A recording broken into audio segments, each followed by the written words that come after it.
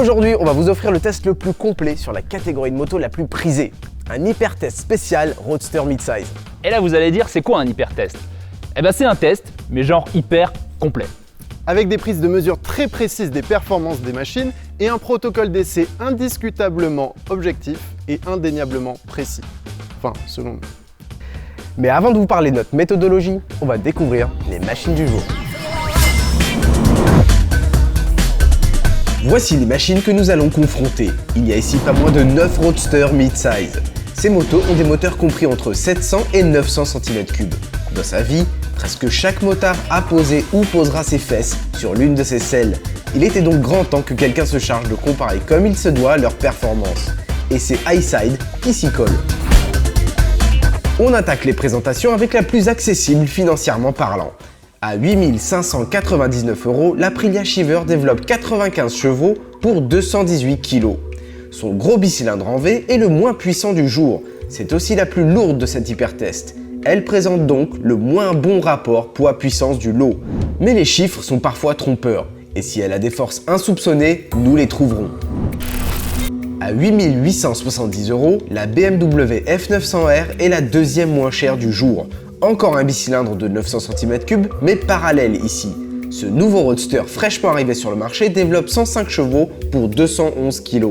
D'après BMW, et malgré des chiffres plutôt timides, elle est censée être très efficace en conduite sportive.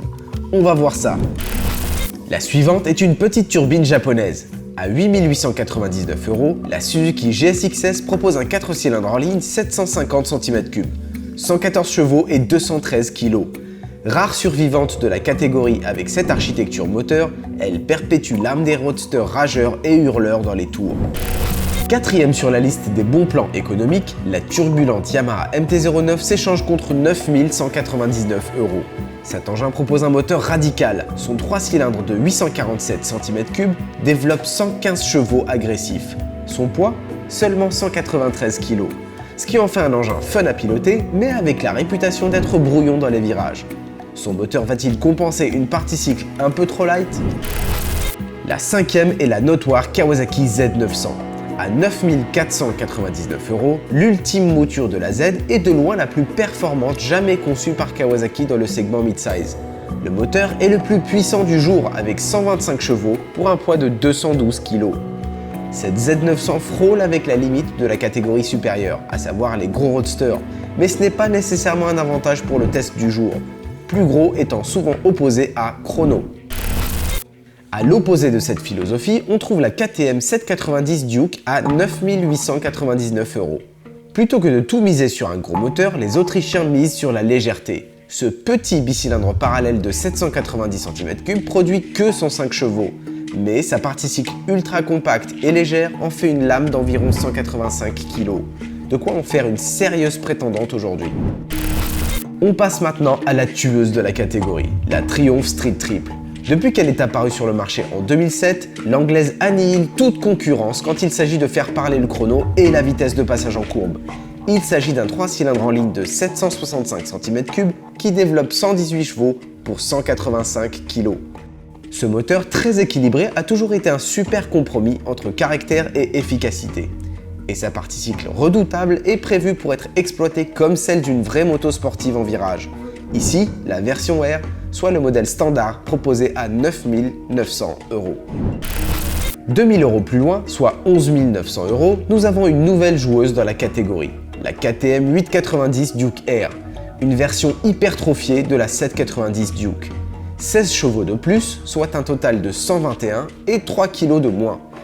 Un freinage Brembo Stilema, soit le plus performant actuellement disponible chez le fabricant italien, et des suspensions haut de gamme de WP.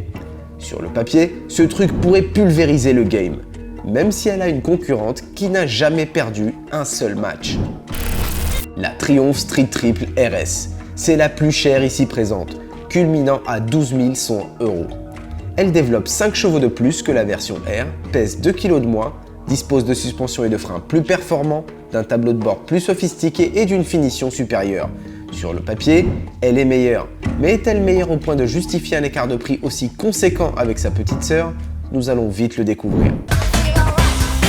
Maintenant que les présentations sont faites, passons au mode opératoire. Nous allons faire passer une série de 3 tests à chaque moto. L'accélération, le freinage et enfin le chrono. Et la première épreuve, c'est l'accélération. On va profiter de cette immense ligne droite pour faire cracher le moindre poney à ces petits roadsters. Chaque moto va réaliser un 1000 mètres départ arrêté. Un boîtier de mesure récolte toutes les données et nous indique la vitesse maxi, l'accélération, etc. Oui, voilà. Et pour que ce soit vraiment impartial, c'est Pompon qui fait tous les tests. Comme ça, il n'y a pas de différence de pilote. Lui, il part mieux que l'autre, machin, le poids. Voilà, il va donc tous les foirer de la même manière. Au moins, ce sera régulier. Voilà, c'est comparatif.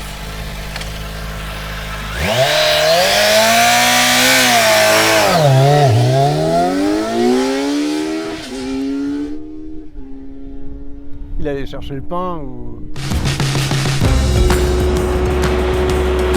Notre boîtier de mesure est une Performance Box. Elle fonctionne avec des accéléromètres précis et un système GPS intégré. Pour une mesure plus juste de chaque machine, plusieurs runs sont réalisés et on ne retient que le meilleur. Deuxième épreuve, le freinage. Toutes les motos vont passer entre les mains du même pilote. Voilà, il se met à 100 km/h sur le 6e rapport, il freine le plus fort possible et il s'arrête.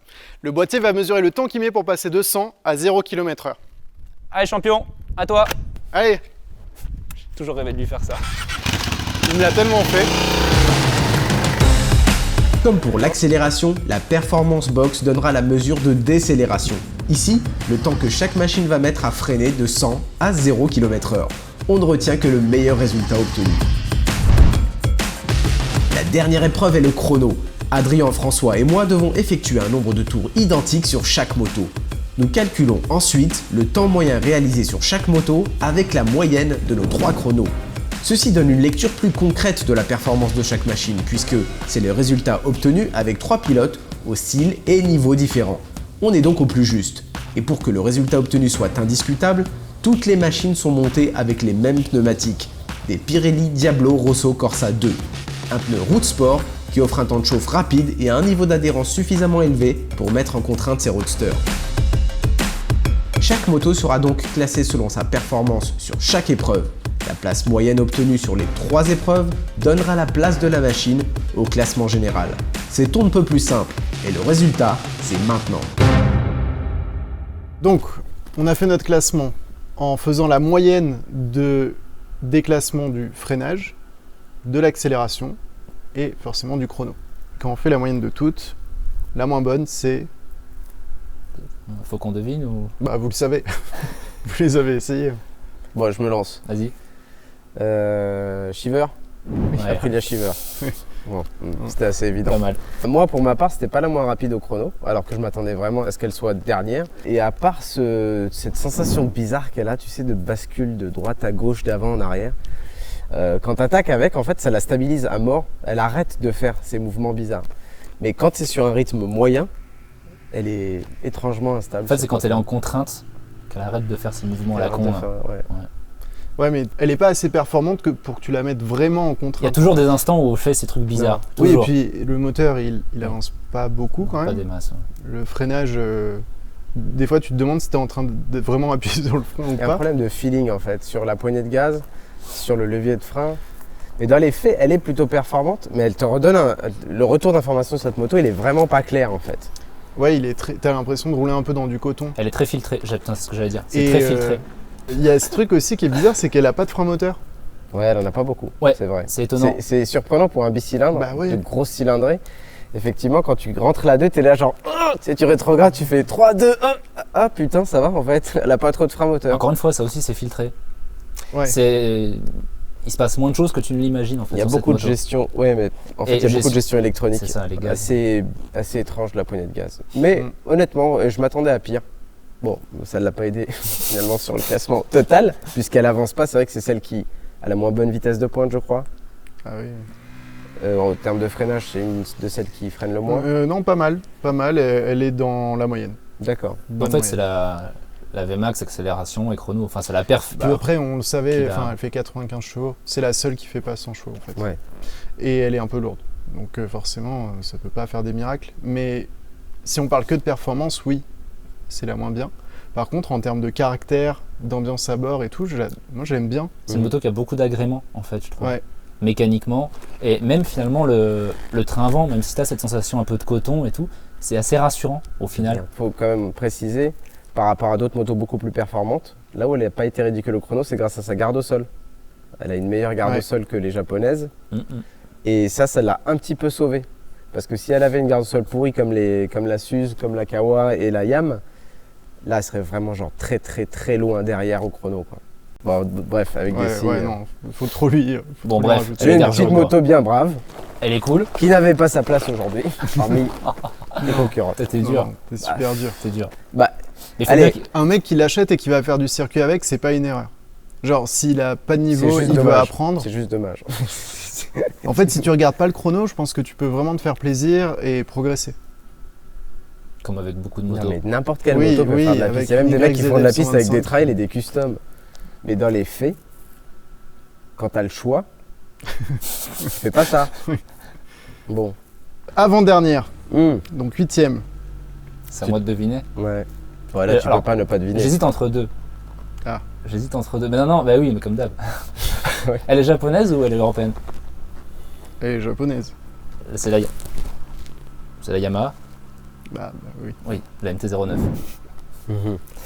On va commencer par les côtés positifs. Oui, Bah en fait, avant aujourd'hui, parce qu'aujourd'hui on a fait les chronos, hier on a fait les mesures de performance, tout allait bien. Et dès qu'on a commencé à rouler avec, c'est là que... en fait, dès qu'on essaie de prendre des virages. Voilà, c'est ça. Enfin, tout allait bien, non, parce que c'est pas toi qui t'es frappé le freinage avec cette moto. Ouais, mais elle est... Bon, bien sûr, il y a les ABS qui nivellent, mais elle est pas larguée en freinage. Elle est peut-être pas larguée en freinage, mais les sensations dessus quand tu fais un freinage d'urgence sont terrifiantes. Ah ouais? Mais oui. Elle a pas de suspension, cette moto, elle est instable, elle est ultra nerveuse, elle a un guidon énorme et une position bizarre. Non, elle est pas... Elle fait le taf, quoi, en performance de freinage, mais elle était pas du tout rassurante hier. Elle Mais- faisait partie de celles qui m'inquiétaient un peu le plus, en fait. Ouais. Parce que justement, il n'y a pas de suspension, il y a pas de... c'est trop souple et du coup, ça encaisse pas, en fait. Mais est-ce que c'est vraiment un problème de suspension ou de géométrie? Putain, je pense qu'il y a un peu des deux, moi. Parce que l'ASP, elle a des meilleures suspensions. Malheureusement, on l'avait pas là, parce qu'elle est plus dispo, on en trouve nulle part. Mais c'est toujours le même problème sur cette moto. Il y a toujours problème de géométrie, mais elle est quand même plus rigoureuse, la SP. Oui, mais Et là, le on problème parle c'est de- la géométrie. On parle de la journée d'aujourd'hui, là, du En coup. on fait, parle plus du l'équilibre de cette freinage. moto est bizarre. Réellement, le guidon, il est très haut et très large. T'es assis, t'as le cul Elle super est bas. très basculée sur Le l'arrière. réservoir, il est haut. La fourche est très T'es un longue. peu en avant, T'as les pieds un peu en plus avant. que C'est- sur les autres. Quand t'es assis dessus, réellement, t'as l'impression que genre ils ont pas terminé la moto, quoi. En fait, quand tu roules, Non, mais vraiment, c'est genre T'es bon, t'as dur mis une aujourd'hui, selle, quand t'as mis même. une selle là, c'est juste pour faire le tour. Dis-nous juste si tout va bien. Et sauf que le con, il a validé la selle, tu vois. Il a validé le bout de bois qu'il y a derrière. Non, mais Bah, c'est vrai que quand tu la pareil, regardes, j'ai c'est un une peu l'impression que MT-07, t'as réussi. j'ai une MT-07, je vais pas, tu vois. Ouais. Et bah, je préfère la MT-07 à ce truc. on a... Le moteur, il est génial de la MT-09. Il marche, quoi. C'est que un moteur en fait. ce moteur. Mais oui, c'est ça. C'est un moteur et deux roues. Parce que c'est vrai que le moteur, il est très très puissant. Moi, elle m'a surpris parce que j'en avais essayé d'autres, bah, les autres japonaises, les 4 cylindres. Putain, les premiers coups de gaz, en plus j'étais en mode A, donc le mode le plus agressif. Tu doses, hein. Alors réellement, après, quoi. il est surtout, moi je trouve qu'il est surtout démonstratif. Puisque passé à certains régimes, il pédale vachement moins que certaines autres motos dont on va parler plus tard. Ils sont Donc un il peu- est surtout démonstratif. un peu plus je trouve. puissante. Mais au bout de Il la a ligne du droite, couple. elle va vite. Hein. Ouais.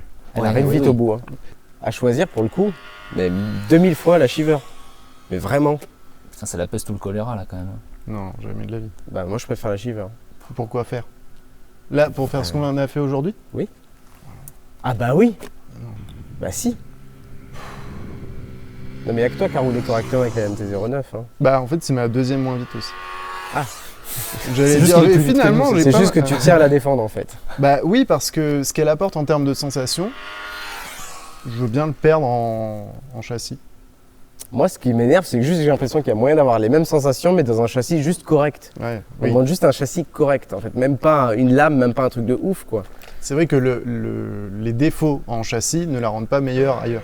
Parce que le truc, Bah non, enfin si, ça la rend légère. Parce qu'elle Parce qu'elle elle est agile par contre. Voilà, elle Oui. est très, enfin elle est agile parce qu'elle a un Oui. putain de guidon énorme comme Elle ça était aussi. là, hein. donc, c'est qu'elle est- oui. Donc bon, c'est compliqué de dire d'où ça vient, mais c'est vrai que c'est une moto très légère. On sait que le cadre, le bras oscillant là-dessus, tout est très fin, tout est très léger. Très C'est mou. aussi ce qui fait les Aussi. sensations sur cette moto, c'est cette légèreté et du coup c'est un super rapport poids-puissance. Mais bon, Après, t'imagines ça avec un vrai châssis et des suspensions. Bah, ça s'appelle une MT10, ça existe déjà en fait. C'est moins agile quand même. Ouais. C'est vachement moins agile. Hein. Ah bah si. Ah si, Ouais, mais tu préfères quoi? une MT10. Non. Mais elle est pas là aujourd'hui, donc c'est pas le débat en fait. Vous n'êtes pas obligé de défendre les motos quand vous les aimez pas, vous savez. On essaie juste de Moi pondérer j'aime bien celle-là. un peu tes Ok. propos. Mais Agressif. en fait, Mais mes propos, ils regardent que moi, putain, pondère rien du tout. Tu l'aimes? Bah prends-la, tiens, allez, prends-la et dégage, tu m'as saoulé là. Non, ça va aller. On passe à la Va- suivante. Va-t'en, On passe à la suivante. ou bien BM, Ah bah oui, la BM. F900R. Mm. Putain, surprenante. Bonne surprise. Mm. Je m'y attendais vraiment pas. Et pourtant, franchement, quand t'as la liste de motos là, c'est Mm. pas celle que tu choisiras en premier pour. Elle cache bien son jeu en fait. Elle a fait la moto sage, mais au final, stable, précise, moteur hyper prévisible, bah ça fait une moto rapide en alors, virage. moteur prévisible, Garde mais au sol. en accélération, c'était la plus lente. Non, mais je dis juste qu'il est prévisible. Oui. Voilà. Et elle est pas puissante, elle fait 105 chevaux. Mais au Et final, elle était un peu compliquée au départ. Putain, ouais, grave. Sur l'accélération, je Elle sais a pas ce qui se passait, mais effectivement c'était cet embrayage infernal. qui colle. Infernal. Ouais. Cet embrayage L'embrayage qui colle et du coup il te met des Mm. à-coups. Tu pars en deux fois. Enfin, c'est Alors, infernal. j'ai J'ai pas réussi à faire un départ propre. En J'ai fait, quand fait, quand tu démarres doucement, elle est top. Ouais. Mais dès que tu veux faire. Dès que tu mets du régime, c'est foutu. Elle met des à-coups. Exactement comme les MV Agusta Oui. qui font ça à chaque fois. Et Ah t'as ouais. l'impression que l'embrayage il a la ferraille, tu sais. Ça accroche et ça glisse en même temps. C'est très bizarre. Je sais pas pourquoi elle fait ça. Je sais pas si c'est embrayage ou la poignée de gaz électronique. Je sais pas ce que c'est qui fait ça. Mais sais en pas. tout cas, c'était très compliqué d'accélérer avec. Ouais. Oui, parce Mais quand qu'elle tu arrive, roules avec, par contre, il y a du moteur. elle arrive je trouve 7ème pas- donc, du classement parce que donc à l'accélération elle Elle est était 8ème. elle est Eh 8ème. ouais. Mais Elle est si on huitième, mais- prend en compte son freinage et son chrono moyen, Bah, chrono, elle est 5ème, quoi. le chrono elle est 5ème. Ouais. Quand on voit les 4 lames qu'il y a devant, Ouais. tu te dis, bah. Et ouais. avec beaucoup d'écart de chevaux, sauf la KTM 790. Mais Mm. toutes les autres, Mais qui elles est ont plus légère 15-20 aussi. chevaux de plus. C'est qu'elle est lourde cette moto. Pas un super Mais rapport poids puissance. Il faut dire ce qui est, ça fait une moto quand même rapide en virage. Et donc viennent les deux japonaises. Pour bien Côté récapituler, du 5ème ex aequo, GSXS 750 et Z900. 2 4 cylindres. Les deux seuls du comparo en fait. Et deux motos quand même, deux philosophies différentes. Bah, la Z900 elle a beaucoup de moteurs, la GSXS elle en a pas. Elle est La creuse. GSXS elle a un châssis sportif, la vrai. Z900 non. C'est vrai. Donc en fait elles sont opposées dans le sens où la GSXS pour moi c'est genre très sportif, puissance en haut, châssis compact, stable sur les freins et tout. Z900 c'est bien, c'est stable, mais garde au sol pérave et moteur avec une force en bas qui tire très court. Tu peux ressortir en 2 de l'épingle, c'est celle qui sortait le mieux de toutes les motos qu'on a eues aujourd'hui. Donc pour moi c'est des philosophies Non, c'est vrai. assez éloignées. Ouais. Mais la GSXS, effectivement, elle a ce truc d'être un peu creuse en bas. Et, mais par contre, elle est comme un peu une sportive de l'étour, c'est que ça turbine un peu, ça prend du régime, c'est plutôt agréable en fait. Elle est Puis- plutôt cool. Je trouve qu'elle a plutôt de la longe en fait cette moto. Mm. Au final, tu viens pas taper le rupteur comme tu peux le faire avec la Kawa ou tu peux tirer la 2. Et surtout, elle est, comme tu disais, c'est vrai qu'elle est compacte. Donc C'est tu le dis, ça abusé. oui, mais bien, elle est super compacte. Abusé, elle tourne genre. Elle est assez tourne de rigide. l'avant, tu sais, En fait, au final, en châssis, elle est assez rigide. Tu retrouves Ouais, un peu elle des tourne sensations facilement. sportives, Mm. en plus mou évidemment, mais tu retrouves des sensations sportives sur cette moto. Honnêtement, ces deux motos, je pense qu'au chrono, juste la garde au sol. Mais rien que ça déjà, ça change tout. Parce qu'elles ont vraiment, je trouve, soit du moteur, soit du châssis. Comme tu disais, le moteur de la Z900, il est cool. Mm. Le châssis de la GSXS, il est top. Mais elles ont des gardes au sol de custom. Je veux dire, la première que j'ai prise ce matin, la Z900, Surtout la Z, hein, c'est encore pire. les pneus étaient neufs. C'est pire la Z, Froid. je trouve, vraiment. Et en rodage, au bout de 3 virages, tu frottes le repose-pied. Il y a un problème quoi. En fait, c'est toutes les japonaises. MT-09, pareil. Garde au sol La catastrophique. pire, c'est la tu Z900. vois. La pire garde au sol de tout ce qu'on parle, Ouais. pour moi, c'est la Z900. Bah, moi, quand même, entre les deux, entre GSXS et Z900, je préfère la Z900. Pour le moteur, Et pas pour ce qu'on a fait aujourd'hui. Hein. Pour faire des chronos, ouais, GSXS quand même, c'est Ouais. rigolo. Parce Ouais. qu'il y a ce côté, genre. On dirait vraiment une Châssis espèce de performant petite et sportive dénudée quoi. en fait, Ouais. elle a une putain de base cette moto. Il manque un peu de chevaux, mais ça empêche pas de kiffer sur le circuit vraiment. Elles sont très très faciles et accessibles à tout le monde en fait, ces motos. La première partie de notre Hypertest Roadster Midsize est terminée. 5 des 9 motos de notre comparatif ont trouvé leur juste place sur notre classement. Dans le prochain épisode, le quatuor de tête. Reste à savoir comment Triumph et KTM se partagent les 4 premières places.